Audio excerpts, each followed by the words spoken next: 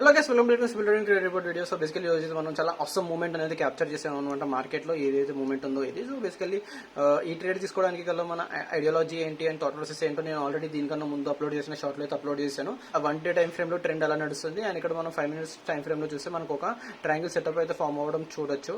So market ఎప్పుడైతే ఇక్కడ breakout ఇచ్చిందో నేనైతే ఎంట్రీ ఇచ్చాను. మన ఫస్ట్ ఆంటిసిపేటెడ్ టార్గెట్ వచ్చేసి ఈ రెసిస్టెన్స్ దాకా ఇక్కడ దాకా హోల్డ్ చేసినందుకు 2850 per lot ప్రాఫిట్ అయితే వచ్చింది. దాని తర్వాత నెక్స్ట్ ఆంటిసిపేటెడ్ టార్గెట్ వచ్చేసి ఇక్కడ దాకా, ఎందుకంటే ఇది డే హై ప్లస్ రెసిస్టెన్స్ కాబట్టి ఇక్కడ దాకా అండ్ ఇక్కడ దాకా హోల్డ్ చేసినందుకు 4750 per lot ప్రాఫిట్ అయితే వచ్చింది. దాని తర్వాత మన నెక్స్ట్ టార్గెట్ వచ్చేసి ఇక్కడ దాకా హోల్డ్ చేసినందుకు 6350 per lot ప్రాఫిట్ అయితే వచ్చింది.